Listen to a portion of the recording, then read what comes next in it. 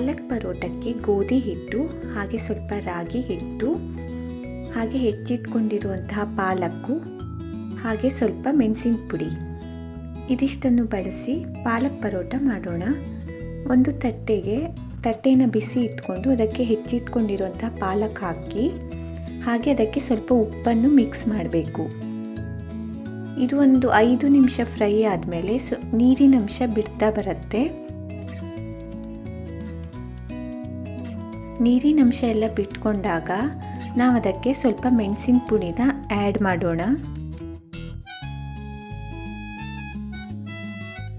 ನೀವು ಖಾರ ಜಾಸ್ತಿ ಬೇಕು ಅಂದರೆ ಸ್ವಲ್ಪ ಜಾಸ್ತಿ ಮೆಣಸಿನ ಪುಡಿ ಹಾಕ್ಬೋದು, ಅಥವಾ ಹಸಿಮೆಣಸನ್ನು ಕೂಡ ಹಾಕ್ಬೋದು. ನೋಡಿ, ಇದು ಚೆನ್ನಾಗಿ ನೀರು ಬಿಟ್ಕೊಂಡಿದೆ. ನೀರು ಬಿಟ್ಕೊಂಡಾದಾಗ 1 ಕಪ್ ಗೋಧಿ ಹಿಟ್ಟು, ಹಾಗೆ 1/4 ಕಪ್ಪಷ್ಟು ರಾಗಿ ಹಿಟ್ಟನ್ನ ಮಿಕ್ಸ್ ಮಾಡ್ತಾ ಇದ್ದೀನಿ. ರಾಗಿ ಹಿಟ್ಟು ಹೆಲ್ತಿಗೆ ಒಳ್ಳೆಯದು, ಹಾಗಾಗಿ ಸ್ವಲ್ಪ ರಾಗಿ ಹಿಟ್ಟು ಕೂಡ ಮಿಕ್ಸ್ ಮಾಡ್ತಾ ಇದ್ದೀನಿ. ಇದನ್ನು ಚೆನ್ನಾಗಿ ಮಿಕ್ಸ್ ಮಾಡ್ಕೊಳ್ಳೋಣ. ಇದಕ್ಕೆ ಒಂದು ಅರ್ಧ ಕಪ್ನಷ್ಟು ನೀರು ಬೇಕಾಗತ್ತೆ. ನೀರನ್ನು ನೋಡಿಕೊಂಡು ಹಾಕ್ಕೊಳ್ಳಿ.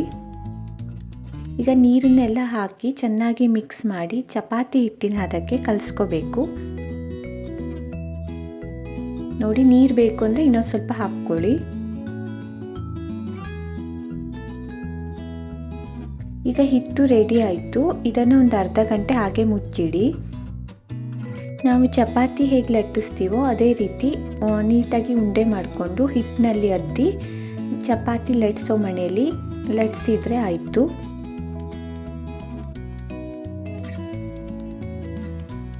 ನಾನು ಗೋಧಿ ಹಿಟ್ಟು ಯೂಸ್ ಮಾಡಿ ಲಟ್ಟಿಸ್ತಾ ಇದ್ದೀನಿ. ನೀವು ರಾಗಿ ಹಿಟ್ಟು ಕೂಡ ಯೂಸ್ ಮಾಡಿ ಲಟ್ಟಿಸ್ಬೋದು, ಅಥವಾ 2 ಹಿಟ್ಟನ್ನು ಮಿಕ್ಸ್ ಮಾಡಿ ಕೂಡ ಲಟ್ಟಿಸ್ಬೋದು. ನೋಡಿ, ಈಸಿಯಾಗಿ ಲಟ್ಟಿಸ್ಬೋದು, ಏನು ಪೀಸ್ ಏನೂ ಆಗಲ್ಲ. ಚೆನ್ನಾಗಿ ಬಂತು ನೋಡಿ. ಈಗ ಇದನ್ನು ಕಾವಲಿನ ಬಿಸಿ ಮಾಡಿ ನಾವು ಹೊಡೆದಿಟ್ಕೊಂಡಿರುವಂಥ ಚಪಾತಿ ಅಥವಾ ಪರೋಟನ ಇದಕ್ಕೆ ಹಾಕ್ಬೋದು. ಹಾಕಿ ಸ್ವಲ್ಪ ಅದ್ರ ಮೇಲೆ ತುಪ್ಪನ ಹಚ್ಚಿ ಮೀಡಿಯಂ ಫ್ಲೇಮಲ್ಲಿ ಬೇಯಿಸಬೇಕಾಗತ್ತೆ. ನೋಡಿ, ಎಷ್ಟು ಚೆನ್ನಾಗಿ ಬಂತು. ಹೆಲ್ದಿಯಾದ ಪಾಲಕ್ ಪರೋಟ ಚೆನ್ನಾಗಿ ಬರ್ತಾ ಇದೆ. ಇದ್ರ ಜೊತೆ ಪಾಲಕ್ ಗ್ರೇವಿ ಮಾಡೋಣ.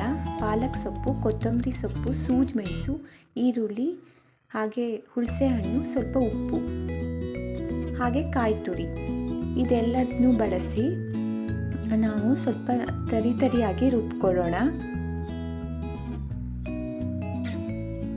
ನೀವು ಹುಣಸೆ ಹಣ್ಣು ಬದಲು ಟೊಮೊಟೊ ಹಣ್ಣು ಕೂಡ ಯೂಸ್ ಮಾಡ್ಬೋದು.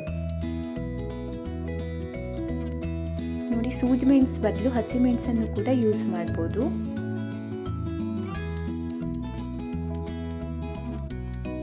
ಪಾಲಕ್ ಸೊಪ್ಪನ್ನೇನು ಬೇಯಿಸ್ಕೋಬೇಕು ಅಂತ ಇಲ್ಲ, ಹಾಗೆ ಡೈರೆಕ್ಟಾಗಿ ಹಾಕ್ಬೋದು. ಇದ್ರ ಜೊತೆ ಸ್ವಲ್ಪ ಕೊತ್ತಂಬರಿ ಕಾಳು ಹಾಗೆ ಜೀರಿಗೆನೂ ಬಳಸಬೇಕಾಗತ್ತೆ. ನೋಡಿ, ನಾನಿಲ್ಲಿ 1/4 ಸ್ಪೂನಷ್ಟು ಬಳಸಿದ್ದೀನಿ. ಜೊತೆಗೆ ಚಿಟಿಕೆ ಅರಿಶಿನ, ಇದೆಲ್ಲದನ್ನೂ ಬಳಸಿ ನುಣ್ಣಗೆ ರುಬ್ಕೊಳ್ಳೋಣ.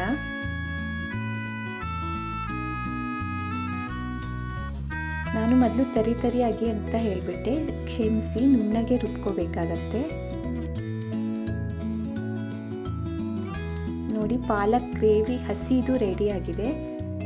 ಈಗ ಸಣ್ಣದಾಗಿ ಈರುಳ್ಳಿ ಹೆಚ್ಚಿಕೊಂಡು ಹಾಗೆ ಅದಕ್ಕೆ ಬಿರಿಯಾನಿ ಮಸಾಲನ್ನು ಆ್ಯಡ್ ಮಾಡಬೇಕು. ಈಗ ಒಂದು ಬಾಣಲೆಗೆ ಎಣ್ಣೆ ಹಾಕ್ಕೊಂಡು ಸ್ವಲ್ಪ ಜಾಸ್ತಿ ಎಣ್ಣೆನ ಬಳಸಬೇಕು. ಹಾಗೆ ಇದಕ್ಕೆ ಸ್ವಲ್ಪ ಬಿರಿಯಾನಿ ಮಸಾಲ,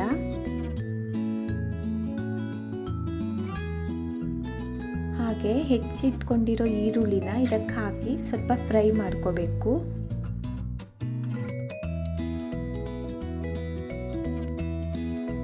ನೋಡಿ, ಇದೊಂದು 10 ನಿಮಿಷ ಫ್ರೈ ಆದರೆ ಸಾಕು. ಸಣ್ಣ ಉರಿಲಿ ಫ್ರೈ ಮಾಡ್ಕೊಳ್ಳಿ. ಫ್ರೈ ಆದಮೇಲೆ ನಾವು ರುಬ್ಕೊಂಡಿರುವಂತಹ ಮಿಶ್ರಣನ ಇದಕ್ಕೆ ಆ್ಯಡ್ ಮಾಡೋಣ. ಹಾಗೆ ಸ್ವಲ್ಪ ಸಕ್ಕರೆ ಕೂಡ ಹಾಕಿ, ಸಕ್ಕರೆ ಬದಲು ಬೆಲ್ಲ ಕೂಡ ಹಾಕ್ಬೋದು. ನೋಡಿ, ಇದು ಒಂದು 10 ನಿಮಿಷ ಹೀಗೆ ಫ್ರೈ ಮಾಡ್ತಾ ಇರಬೇಕು. ಇದು ಚೆನ್ನಾಗಿ ಕುದ್ದು ಈ ರೀತಿ ದಪ್ಪವಾದ ಹದಕ್ಕೆ ಬರುತ್ತೆ. ನೋಡಿ, ಇದು ರೆಡಿ ಆಯಿತು. ಈಗ ನನ್ನ ಹಸ್ಬೆಂಡ್ಗೆ ಟೇಸ್ಟ್ ಹೇಗಿದೆ ಅಂತ ಕೇಳೋಣ. ನಾನೀಗ 2 ಪರೋಟ ಹಾಕ್ತಾ ಇದ್ದೀನಿ, ಹಾಗೆ ಸ್ವಲ್ಪ ಪಾಲಕ್ ಗ್ರೇವಿ. ನೀವು ತುಪ್ಪ ಕೂಡ ಹಾಕ್ಕೊಂಡು ತಿನ್ಬೋದು.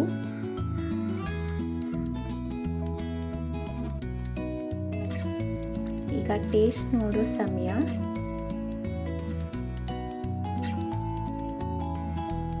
ಹೇಗಿದೆ ಅಂತ ಕೇಳೋಣ.